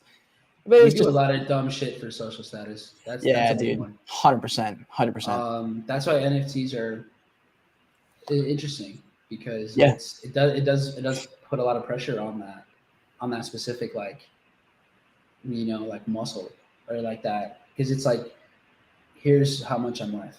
Yeah, true. But I'm not saying anything. It's like, you're just like, here's, check me out. Did you buy any NFTs? It's good. I flipped a ton of NFTs, bro. Tons of NFTs. NFTs. I didn't know you were into NFTs like that. Bro, I flipped a shit ton of NFTs. But I guess the perks that I had, the leverage that I had over you was that I had already been trading for probably 5 years, 6 years. Yeah, I was guessing. So for me, it was all technical analysis, but with NFTs. Dang, bro, I should have been following the calls back then. And I wasn't afraid to sell. I was not a diamond hands. I was the opposite. Got it. I was like, nobody knows what they're doing here. Everyone's an idiot. So let me just sell them. I'm buying people's hype and I'm selling once everyone thinks it's going to go to the moon. So I did the opposite. I was really buying his bags. Oh no! You were buying. For sure. I was like, is that Cade guy again? Sick. Hell yeah. Oh no, dude. That is funny because all the dumb traders think the same about everyone else. They don't even acknowledge there might be some traders who know what they're doing, who know how to look at a chart and even understand what that means. We're just looking at we're like, oh, bro, it's going up. On the bottom. Yeah. I mean, I had also advantage because my brother, Kevin, he was like deep in the NFT world, like super deep. And so he would basically be like, yo, bro, these are the good projects. So he was almost like the entry signal and I was the exit signal. That's kind of what our system was like. So, because he knew how to vet like good projects and he was deep in there with a lot of people because he got started super early. Nice. And then, so he'd focus more on the research and like okay, what is going to have hype and things like that. And then I was more so like, since I didn't give a shit about it too much in terms of like, because I looked at NFTs, like you have to have a proper business plan. And the reality is no one did. They were good at marketing and they were good at culture, but they weren't good at actually executing long-term business. So I was like, all right, cool. Like these are cool in the moment, but it's not going to, like a lot of these, if not all, most of them are just not going to make it. Especially because of my perspective that I had with crypto. Because like, I still think crypto goes down to 12K. And so I'm like, dude, if crypto's going to keep dying and, you know, that's only going to take less and less people from NFT. Like it's going to put people off of NFTs the worse that crypto gets too. So at some point I was like, bro, this is like I stopped trading NFTs December 2021, 2022. Yeah, December 2022. Because I'm like, I think we're dropping again, bro. And I'm like, I'm done. Like I'm out for a while. We'll let this thing cool off. So I've actually been out of the game for like a year almost, the NFT space. But yeah, man, it's just I look at it as just, all right, I'm just trading people's emotions. It's not that I didn't believe in some of the projects, but there comes a point where, like, for example, with Bitcoin or ETH or whatever, when I sold my crypto, it wasn't because I didn't believe in the projects or in the cryptos. It's just that I just felt like they were overpriced at the time. It's just time to get like out. In the time. So when I sell something, it's not because I'm selling my belief in it. It's I'm selling other people's emotions behind it. And like that has helped me so much in the last, like, because I was in the 2017 bull run, you know? And so like I saw the whole ups and downs. Like I got to live the whole thing. And so definitely didn't take profit enough in 2017. And we spent years just kind of seeing, okay, well, how did it go? What can happen next? So True. So I think it's worth it, like you said, bro. The losses are worth it because now you have experience that you didn't before. Yeah. And when the time comes again, you'll be good to go. You already know. Mm-hmm. Sure. That's how it is. Yeah. Yeah. To go back to chronological order. I want to know the time of blowing accounts to consistently profitable to educating people. I'm just curious on the timeline. So 2017, I go to the East Coast, New York, Connecticut, and early 2017. And we had a Discord chat, and we were all super active. At that point, I had met someone who was just as obsessed as I was, and he had been in the markets longer, and he's kind of like a genius. Like, kid, just wicked dumb smart. Justin Arroyo, and so he was like a year or two younger than us too. So I'm just like, this kid is a lot. And he knew everything about trading, all technical analysis, like every single possible strategy indicator, like he just be obsessed. And so he was just like the best analyst in the whole chat. And he was good at flipping accounts. And that's all we knew. At that point, all we really knew was like the culture for us was, you put a couple $100 in the account and then like, let's flip it to 1,000 this week. Like that was just everyone, all of us, that's all we did. In our little like mini bubble, that's what we were doing. And him and I think a couple of people collectively were like, yo, let's start a little bit bigger. So they started with like $1,400. And I was like, yo, like what y'all about to do? And then now this is I think I've shared this before, so I shouldn't be a problem. But basically they end up taking 1,400 to like 80K in like 3 days. 3 days happens like that. Obviously that never happens. It's unusual. Like literally, that's not how trading actually works. Yeah. But 1,400 to 80K. So he hot streak, goes crazy, builds a massive account. And I'm just like, what the fuck? Like I'm just like, because I'm literally about to land there like that day. And so I remember getting there, and then I'm just like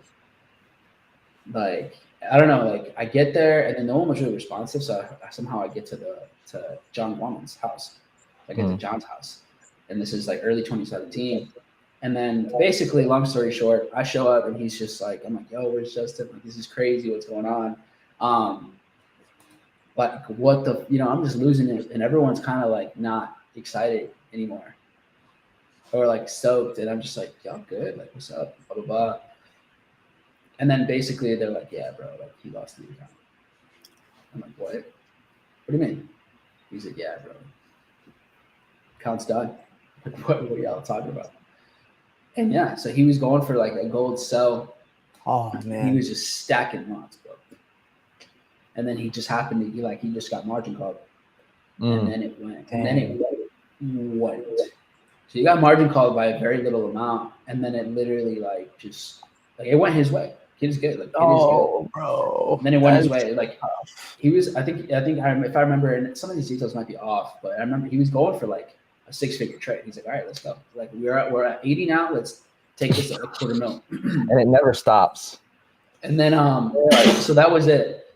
And that was the big so anyways, that happens. And that was like the first part of the massive mindset shift for me. Cause I was like, wait, like, what? Like, how did this just happen? Like he was making life-changing money for himself. And then it all went to zero. Like, are we doing this wrong? So that's like, is our approach to this just like really wrong right now? And like this, like, hold on. So then I started to think about what's the difference between being a good technical trader and being a good like analyst, being a good trader. And so I'm like, damn, that's crazy. Like this is the best person that I know in trading personally. And he just got bodied, which is like, that's the process. That's okay. But I was just like, all right, I need to question things. Yeah. And then later, like literally like, I think it was the next day or the day after, we were all trading USD JPY. Like that was like the signal of the day. It was like at the time, every single Telegram, Facebook chat, Facebook page gave out basically the same USD JPY signal. Everywhere, like everywhere. It was nuts. I was like, what's happening? They're like, guys, this is guaranteed. You know, this is guaranteed for sure. Like this sell, go big. And I'm like, I don't know. I don't really see it. Like, it's not really my thing. They're like, bro, we're all we're all selling UJ. And you're not going to trade with us? And I'm like, no, remember, this is 2017. Like nobody knew what was going on. There wasn't like YouTube trading content like that or anything like that. Like everyone was just fucking figuring it out. Yeah. And so we were just like, and at this point we were learning with, at the time IML. So we were learning there, but we're all stubborn. So like risk management, nope. Like not listening to the people that actually are giving proper ideas. So yeah, there were wild, wild west days for sure. And so at the time, like everyone, I'm sure Chris was in that UJ cell too. And he probably didn't even remember that we were all in the same team. And it was like May 2017. And it was just news hits. And instead of it going down, it goes up like crazy. And then everyone's in, because remember, this is a no stop loss trade, of course. And so, because of news. And then the market goes up and then it hits some level of resistance. And then one of the guys with a lot of influence is like, I'm getting it again. It's like, it's got to go down. Look at how much it just went up. It has to go down. That's how you know. That's how you're going to lose the trade. Bro, it must. It has to go down. And down our accounts went. Yep. And that was so sad, bro. That was so sad. To this day, that was one of the saddest trading days of my life. Because I had spent months building that account up to like, I think it was at like $900. And I was just slowly putting into it. Like I like kind of was just a bit more responsible, and I was trading relatively disciplined, you know, and I'm like, all right, cool. Like this account's been growing. And in that day, like, I think it was like 3 months of work just went to shit. It was just absolute like, dude, and I was so pissed. I was so fucking pissed. Building it up. It was tough, bro, to lose it all. So pissed. And I remember like, I went off, bro. I went on a blaming spree. I was like, what the fuck? Like, you're telling all of us to sell, to go harder. Like, what do you guys even know? Everyone here just blew their accounts. Everyone's full of shit. Like, I went off, dude. I was an asshole. And I was like, fuck you guys. And I was losing my mind.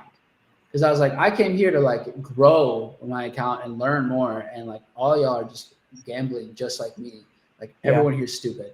Like, that's what I went off.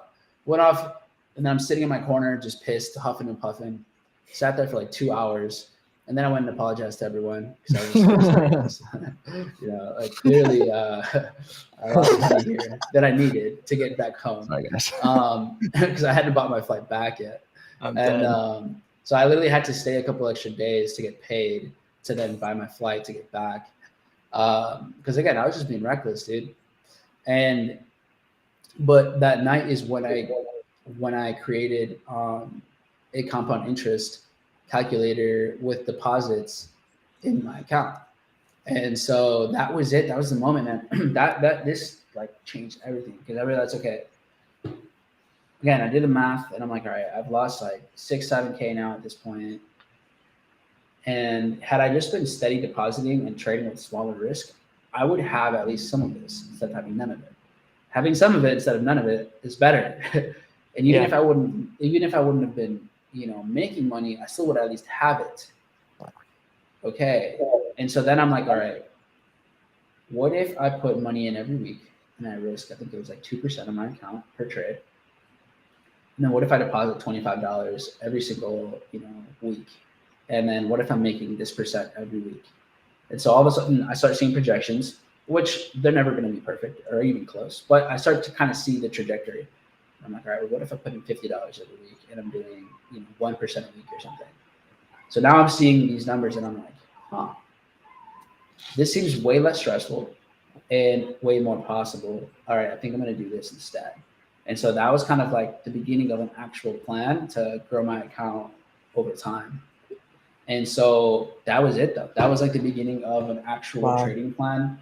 But it only happened after seeing, the homies lose like 80K and then seeing the whole room just get destroyed because we were trading like idiots. But that was the beginning of that Excel sheet that, that was a catalyst for sure. And from there, it was just like I deposited everything that I had basically every week, my rent included. So my rent money would be in my trading account until it was due. And then that was it. Dang. So like, because I just, at that point, I was like fully trusting in that I wasn't going to trade big lots because I knew now there's more on the line. Like, if you blow this, like you can't live here anymore. Yeah. So I did that. And then I got a bonus from the Air Force for something. And then I put that in there. And that just kept doing it. And I took one XRP trade. That was a big one. I took an XRP trade, just normal risk management, but then it just didn't come back and it made it all-time highs. So one of my trades was what ended up creating, like it broke through the high, ended up going to like $1, $2. Like it was crazy. It was nuts. Like I happened to just catch one trade that just set my account into the stratosphere. And it wasn't even leverage. You didn't have like a set like place where you're going to sell out. You just like kept it in there, stayed in the trade. Yeah, no, I didn't. I just kept it in there because I was like, all right, crypto's like, it's going crazy. I'll just let them run. And then they were just running and running and running. Wow. And then it broke an all-time high. Broke an all-time high, and then it pulled, And then it was like, I was using Fibonacci extensions. So I hit this fib level, and I'm like, all right, let me take out. Closed like a majority of it. It pulled back instantly. 786 pullback. I'm like, let's get it again. Got in again. Went bonkers. Made all-time highs again. I'm like, what? Let me get out again. So for whatever reason, I just caught like these easy fib extensions and retracements. And then the market doesn't work like that all the time. Like it's not like it's a proven strategy. It just happened to work that time. So I caught a couple of good ones of like historical price action. And I knew like in the moment, I'm like, all right, I know that these are like breaking barriers right now. Like, we're in like uncharted territory. So there's going to be a lot of volatility. So let me take advantage of volatility. And so I just would be waiting for like basically lower high or higher lows, and then I take a swing at it. And so once that happened, and my account like grew substantially, like it blew past every single projection that I had because I happened to take the right trades, and I was just ready for it. And so that kind of set me up quite a bit. And then from there, it was just like, all right, cool, hold up, let me just chill. I called Tim. I was like, yo, like, I just made a lot of money, and I don't know what to do. like, I don't know what's going on right now. I'm scared. He's so I got to that, and then the bonus part about because there wasn't like funded accounts or anything. So like this is just live. So it's your money. So it's like it's also your savings account in a way, And so 2017, like I get to this price and market's going crazy. My account's doing well. And I'm like, I think I'm going to quit my job. Because I still had a little bit of money that I would get every week or every month when I'd go to the Air Force, like the weekend trip. So I'd get paid like a couple $100 or something. And I was like, all right, that's like half of my rent. Okay, I don't really have many other expenses. And then I was like, you know what, let's do it. Like, let's quit this fucking thing. Fuck it. If anything, I can always go back. But I think the time that I'm going to get is going to be worth it. And then, cool, I quit my jobs, quit everything. And then I'm full-time now trading. And at that point, I'm just like, I didn't know what to do with my time. Like, I thought I knew. I thought, like, oh, everything was going to be perfect. But then I had so much time that I didn't actually know what to do with it. Like, I just was wasting so much of it. I feel that. I'm like, I'm going to be so productive. Dude, no, I wasted so much of it. Like, I was still pretty productive. But then the psychology of like trading to live, that was tight. That was intense. Yeah. Because I'm just like, dude, like, if I don't make money this week, like I'm not like my bank account does not go up if I don't make money this week. Yeah. Oh my God. Okay. Crazy. So it took time. I definitely like my first, like, I think 45 days trading, like just as full time for the most part. You know, I had the Air Force income. I was like, definitely not trading the same. I was hesitating way more. I was like thinking twice about everything. I was doubting like my trade setups. I wasn't even trading like official like smart money at that point. It was more so like just price action, you know, naked trading. Like everything was clean, but it was more just like structure, basic stuff, honestly. But yeah, it was intense, man. Like I felt like every decision had so much weight. Yeah. But that was because I just financially didn't have cash flow coming in. And then also I would need a couple of good trades to make sure I covered everything. Instead of it being like, I need one trade for the month and it literally covers all my expenses. It's like, I need to trade pretty decent, you know, all of the time to do it. The good thing was I didn't have many expenses. Like I didn't have a car because I was living in the city. My bus and like train transportation was free because I was in the military. And then like I knew how to eat clean but cheap. So I was like, all right. And my rent wasn't too much either because I was living with 4 other people. And so I was like, all right, like now is the best time. If I'm gonna go and push this and like get way better, my expenses are low. Fuck it, let's go. And so worked it out, you know, started doing that. And as I got better, what really changed and like opened my mind was when Tim asked me to go Costa Rica with him. He's like, yo, bro, I'm going to go to Costa Rica to meet up with some friends out there. Do you want to come? Instantly, I'm like, oh, no, I can't go. And then he's like, oh, why not? And then I thought about it. And I'm like, wait, I can go. I can go. Yeah, hold on. Because my mindset was just like, you know, you have this, and this to do. You have to ask this person and do all these things. And I'm like, wait a minute. I don't got a boss, actually. I got a job. I'm like, yo, dude, yeah, let's go. But that showed me a lot in the moment because I was like, I subconsciously rejected the idea of traveling, but that's because I just wasn't used to it. And I didn't think it was like for me. And then we went to Costa Rica with him, met really cool people out there. But that was my first like exposure. Now this is summer of 2017. That was my first exposure to like the trade and travel type of like lifestyle. And it was crack cocaine, bro. Yo, that was the craziest thing of my life. I'm just like in the jungle. A1C. No, I was a senior airman. Yeah, I was 4th ranked in the Air Force. I mean, I was in Costa Rica. We were out there and like having like some just OG, just classic food. They call it chifrijo. I think that's what they call it out there.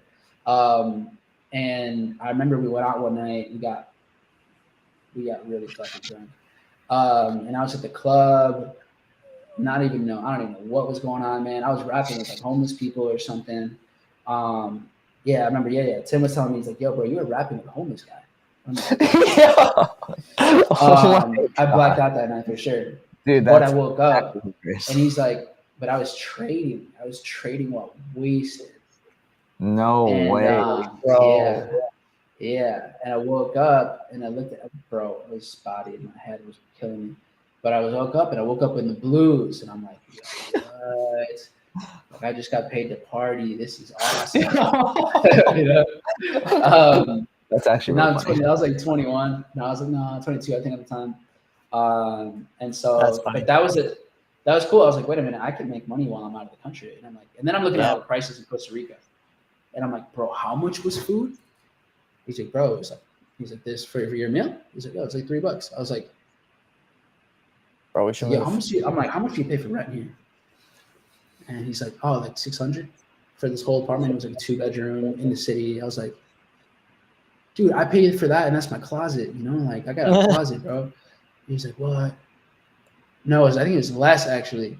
Anyways, it was mind blowing, and I'm like, dude, it's cheaper to live out here. You don't have to pay as much. I can live better, and so that really opened up my mind. And then my mom calls me, and she's like, yo, I'm gonna answer some of these questions in the chat in a sec, but my mom calls me, and she's like, hey, like, where are you? What are you doing? I'm very bad at communicating with my parents about where I am in the planet. They just figure it out online. And then she's like, I'm in El Salvador. And I'm like, oh, I'm like basically next door. I'm in Costa Rica. And she's like, oh, you should come to El Salvador. And so I'm like,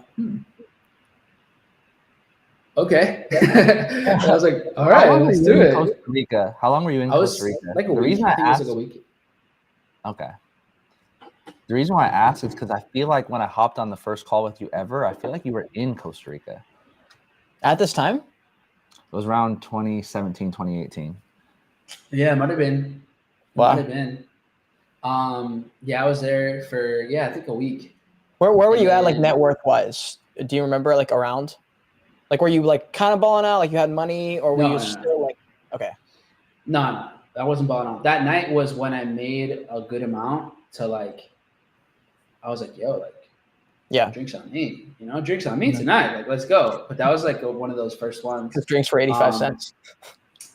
Exactly. Yeah. But, I remember one of my last memories before I completely blacked out, it was just him and I in like neon, like those lights that you like crack and like they turn on. We were just like had them all over us. And then we had like, just like, we were the bottle boys. Like we just had like drinks and then we were just going around just like, yo. Title of the podcast. From Red Bull girl to bottle boys. Red Bull. Yo, that's the most out of context type of bullshit. That's so funny, bro. That's crazy. That's crazy. That's what you got out of this conversation. Yeah, we definitely got to change the title of this thing, dude. No, that's funny as hell. That's funny. That's funny. Life from Red Bull girl and bottle boy to whatever. Dang. Yo, but no, I wasn't balling out or anything. Like, not at all. I was just like trading for freedom at that point, you know? Like, that's kind of where I was at. Didn't have a lot of money. You could say like I had saved up a lot because it was my trading account, so I guess I could have spent it, but I didn't really see my net worth on what I had in the account, more so like what was I able to make on a kind of like on a monthly basis. So at that point, I definitely wasn't doing 6 figures either. It was just like, but I could just be free, you know? And then so I went to El Salvador and I was there for like maybe like 2 weeks chilling. It was awesome, man. It's just like having your own time and doing whatever, exploring, climbed the volcano out there. It was sick, bro. It was super cool. And there's like an emerald, the lava is like an emerald color out there. It's super badass. And and then emerald. Tim hits me up. Yeah, it's so crazy, bro. Tim hits me up and he's like, yo, you should go to this regional. And I'm like, what is that? What does that mean? And he's like, everyone's getting together in Houston, like all the traders, like everyone in the company, and then they're gonna do like an event, and like there's gonna be people gonna talk and say a whole bunch of smart shit. And I'm like, cool, have fun, bro. And he's like, dude, you gotta go. I'm like, I don't really care. And he's like, no, like. Then he named a couple people, like a couple top traders at the time that were known. You know, they had their little clout at the time there, and I'm like. So is Mike Miles going to be there? And he's like, yeah, Mike Miles is going to be there. I'm like, all right, I'm in, fuck it. And so I went to Houston, and that was the moment that shifted my mindset on entrepreneurship, building a movement. That changed a lot of things for me, because that's when I realized like the platform that I was learning on was not just like a place to go learn how to trade. it was a whole ass movement. Like I got to see perspective on people that had made no money, but they were so jacked up on life and like their future. I got to see people who were making money that I didn't even believe at the time because it just didn't even seem possible to me. People that had traveled like from the other side of the world just to be at the event. And so I was like, whoa, like hold on, like this is different. This is happening differently than how it's happening to me. Like this, I just show up on the internet and like I watch this guy tell me about cool stuff in the markets. And like this seems to be kind of like a group, and like there's people that get together and I'm like, oh, this is kind of different. Okay, that's cool. Yeah. And so, but seeing like I had never seen so many people just hungry for success and like to grow and to build better themselves, and other people like I got to hear polished people, you know, give mindset sessions, break down like the market structure, and some talk about business, spiritual laws of just like the spiritual side of success.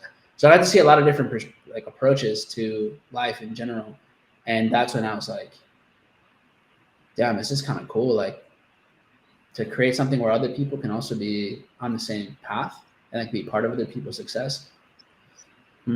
That's kind of sounds like what I want to do. And so that was definitely that was the seed that like got me kind of started into, let me build a movement. So that's kind of where that started. That was October 2017. So that was about 6 years ago, I think. Yeah, right around 6 years ago from now. And then from there, I was in Houston, and my boy's like, "Yo, dude, I'm in New Mexico. Like, you should pull up." And at this point, I'm like, "Okay." Like, I went from never traveling to like Costa Rica, El Salvador, Houston, New Mexico. At this point, it had already been like 2 or 3 months of just not coming back home. And so my friends, like my roommates, were like, "Are you okay? Like, what's going on?" You know, because there wasn't like Instagram stories. That wasn't a thing yet. So like you didn't really know what people were doing day to day. It was just like, you know, unless you had like Snapchat or something, which I had deleted. So because I just didn't want, because like Snapchat to me was like my high school, and I was just like, I'm just trying to live now. You know, like, I don't really like, it's just that is what it was.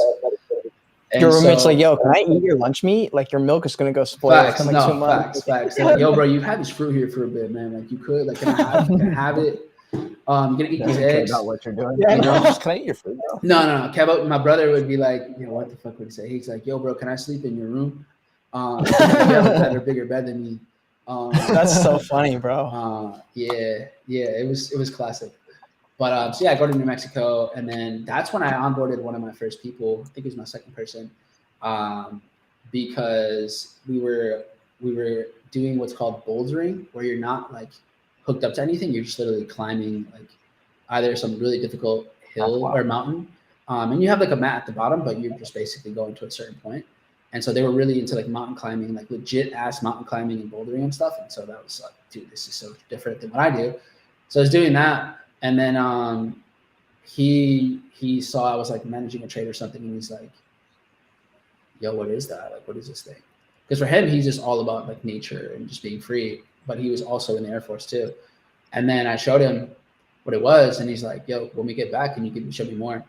And then that's when he was like, and then he saw me make a decent amount of money that day, that week, because I was trading, you know, just like every day, and he was like, "Yo, dude, I want to do this. This is super cool." And then I was like, "Huh, people do want something like this." And it wasn't like, it was like real expectations that he just saw what I was doing. I wasn't even like, "Dude, you should do this." It was just like, this is just what I do. It just naturally happened. Yeah. And then I was like, "Oh, okay. Like, I guess building a business or a movement is kind of easy. Okay, cool." And then, from there I went back home. And then at that point is when I started to do Zoom calls for like whoever. Because now at that point I was at least in a circle, kind of one of the first ones to start like, you know, making some moves. Like, it wasn't crazy. I was ahead of the pack. And then Tim, because he had a team, he had like 30 or 40 people that he was working with, and I had like 2. And I was like, "Yo, if I do Zoom calls, like I can just share it to everybody, whoever wants to show up." And so, and at the time, I was like, someone, I forgot, I had been listening to like Mark Douglas No, I was reading a Mark Douglas book, and he talked about having multiple income streams. And so I was like, okay, because still have to do my drill for Air Force every weekend, or every a weekend a month. And so when I went, I was like, hey, is there a way for me to do work in the Air Force for like 3 months or something? And so they were like, yeah, like there's actually a slot open. So I ended up doing orders for them. So then I went back to work in a way, but I knew it was just on my terms. I was like, all right, cool. Let me just stack up some bread for a couple months and just kind of get ahead. And so I did that. Nice. When I did that, then what I would do is I'd go to the gym before I go to work, and then after I get off work, and then I just would do a Zoom call for like the rest of the day. And there was no like Zoom Pro. So it would be 40 or 45 minute Zooms. So you would just see me Zoom the new link for like 5 hours. And I did that for 3 months straight. 3 months straight. No, like every single day. So I did that for the squad every single day. And that's how I got really good at just like marking up in front of people. And everyone just got better faster, because they had a lot of the go lives. They had I just would do Zoom calls every night, and I would just go over stuff. Other people would just share their stuff, and then eventually Tim and another guy, they were just gassing me up to someone in corporate and to Spila, and then eventually they hit me up. They're like, hey, we're looking for we're hearing a lot of good things about you. Do you have like a portfolio? Do you have some recordings of your sessions? And I'm like, yeah, I have like 500 hours of stuff recorded right here, and here's my stuff. And they're like, hey, can you be in Dallas tomorrow?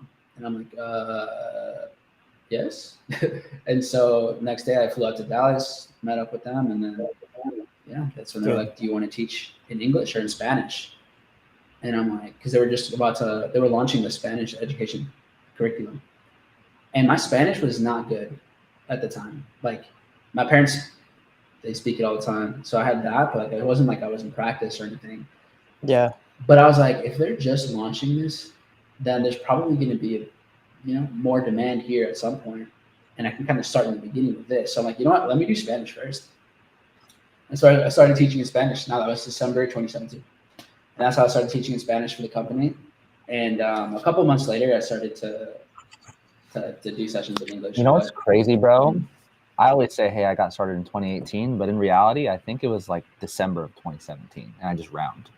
But I think I was there when that happened. So I think I was there when I saw you go from what you were doing to actually on go live officially. Dang. Yeah, that was a big Which jump. I'm sure there's a ton of people that have, that were there to see that. So No, bro, you're probably one of a handful, to be honest.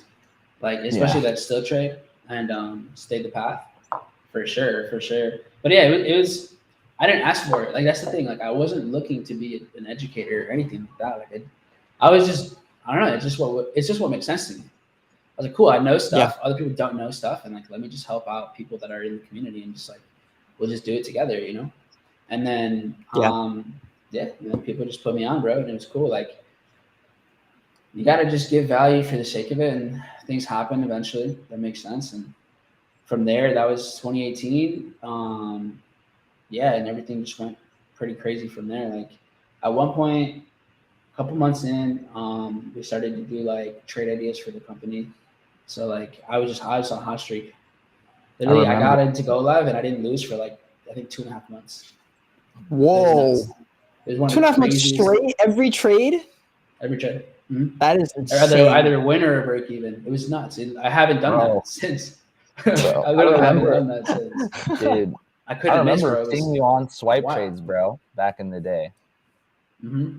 How many trades were you taking back then? Like, was it way more compared to right now? Per week? It was different. I was trading pound a lot more. It was different. Yeah, I wasn't trading indices yet, and I was only trading forex, a little bit of metals, and then crypto, but not a lot because it slowed down. But it was more pound pairs because that's what was most volatile, and euro. And so and Asian session stuff, weirdly enough, because I was teaching in the nighttime. And so I kind of got a good groove. People can make it happen in any way. If people think that you need to be New York session trader, London session, like for like a year, I did Asian session mostly because that's just what the slot was for me to teach.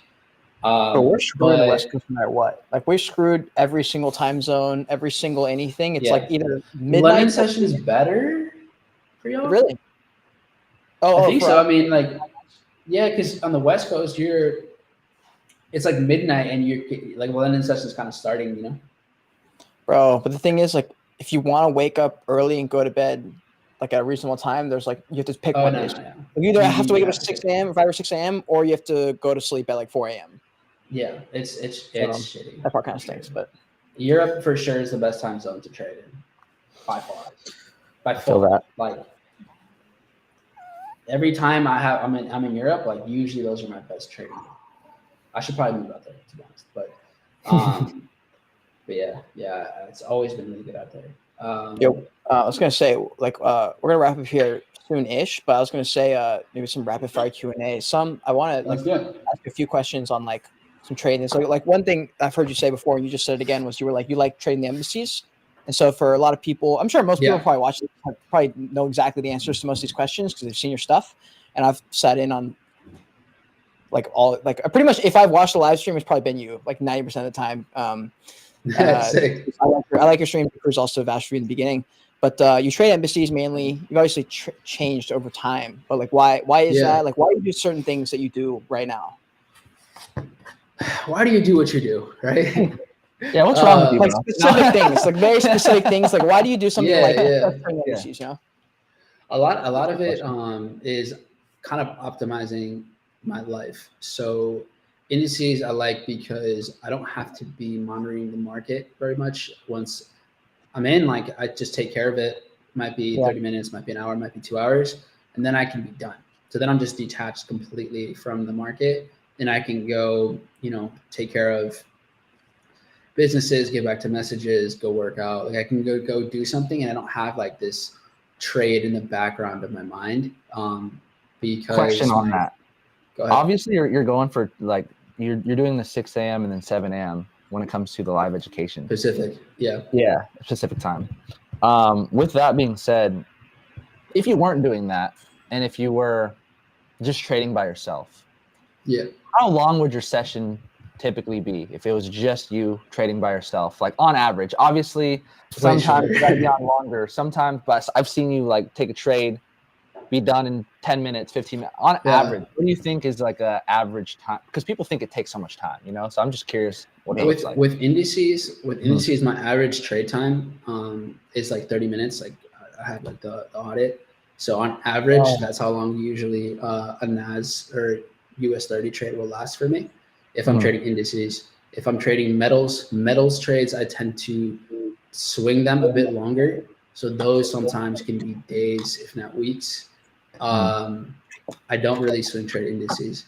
And then if I didn't have to, if I wasn't streaming, the sessions would be way shorter. Because there's days that like there's just nothing going setup on. in that there's nothing in the moment. So it's like, okay, well if price goes here, then we can be looking for something. But when I'm live and I'm live streaming, then it's like, all right, cool. Well, we'll take our focus away from here. Let me answer everyone else's questions. Let me look at other charts and see what's going on. But for me, like I'll spot a setup within 15 seconds. Like it doesn't, maybe less sometimes. Sometimes it's like I look at it and I'm like, okay, there's a setup, literally 2 seconds. But again, I've put in, I don't know, fucking 25,000 hours probably at this point, So like, even just live streaming alone, I think I've done 7,000 hours of live streaming trading. So do you have any setups that you buy in like a micro cap? Like a lot of people who are people who are more well off, like a lot of them in the crypto world, they'll be like, yeah, I bought some insert random gaming coin that's like a micro cap, and they'll buy it like right now, and they'll just sit on it for like a year, and they'll be like, yeah, I'm gonna wait for like a 250x on this thing or 2000x on this thing. Do you have any of those kind of like you don't have to tell I did have a couple of those. Yes. So, because it's like, what's the cost of failure, right? What's the cost of being wrong completely?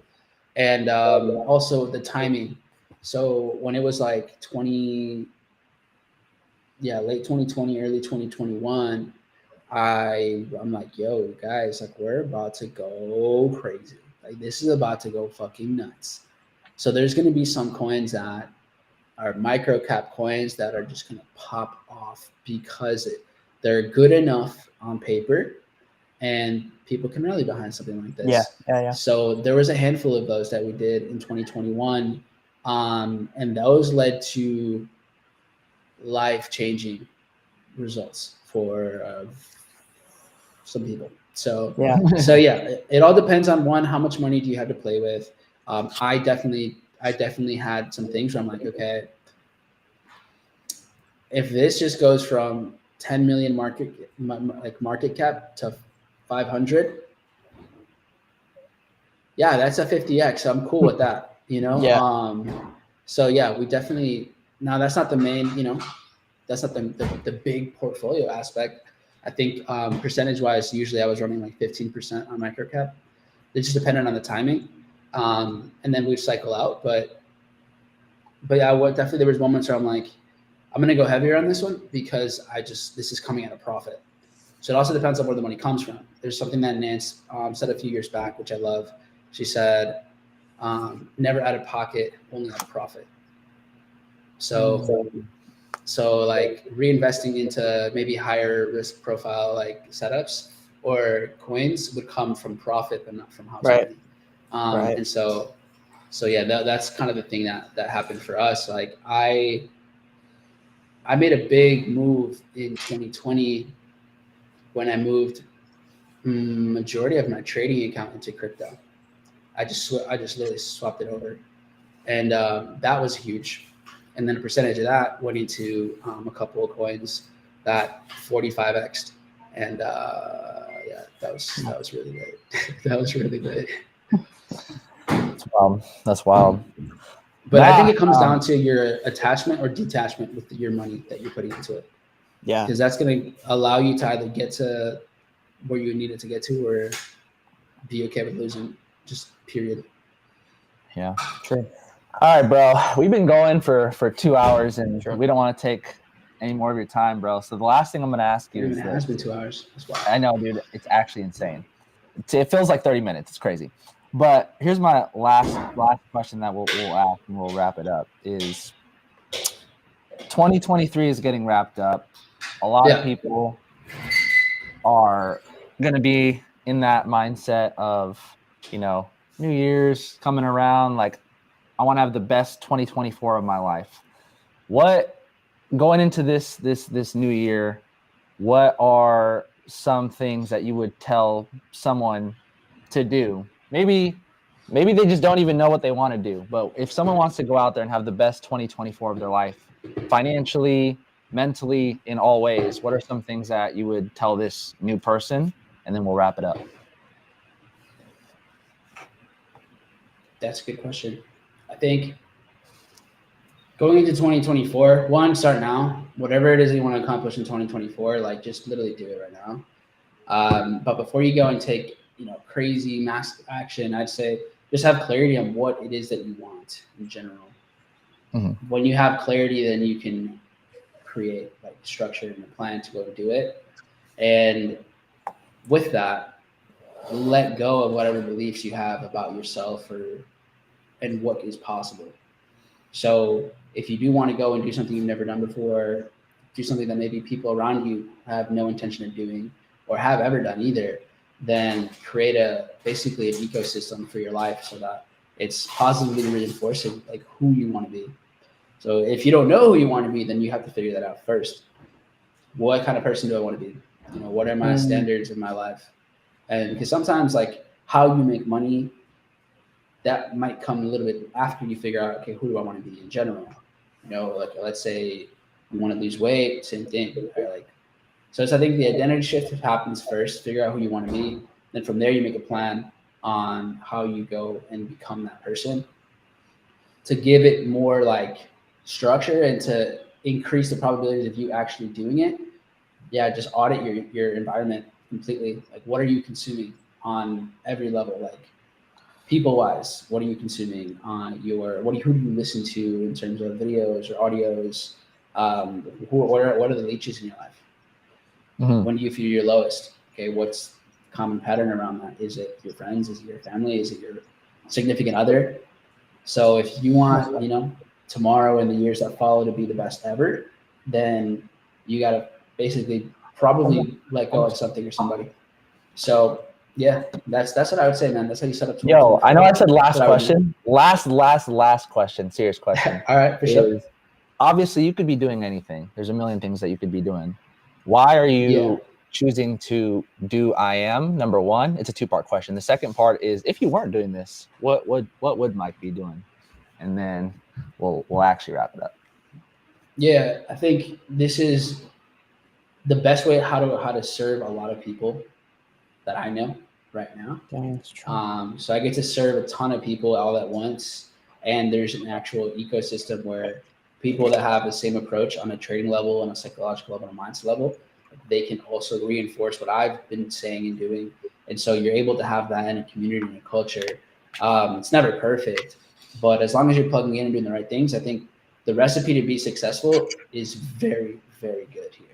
And so that's why I like being here, because when I just get to serve a lot of people from all over the planet, which is just the coolest thing. Like when I started to stream and the chat is like, yo, from Poland, from Germany, from, you know, Kazakhstan, from Qatar, from Netherlands, from everywhere in the world, you know, all over the US, it's like, dude, this is so dope. Like it's international. Like the message travels even if I don't in the moment.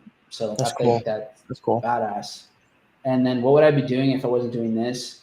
There's definitely things kind of that I'm already working on behind the scenes, just business completely outside of trading. And the number one thing would be just more focus on the music side of my life in terms of not just like producing music, but like I want to have my own venue, my own label. I want to have my own festival. So like the journey of all of that and like doing all of that, because like music is such a big part of my life that I don't really share it too much, but like it's like massively important to me.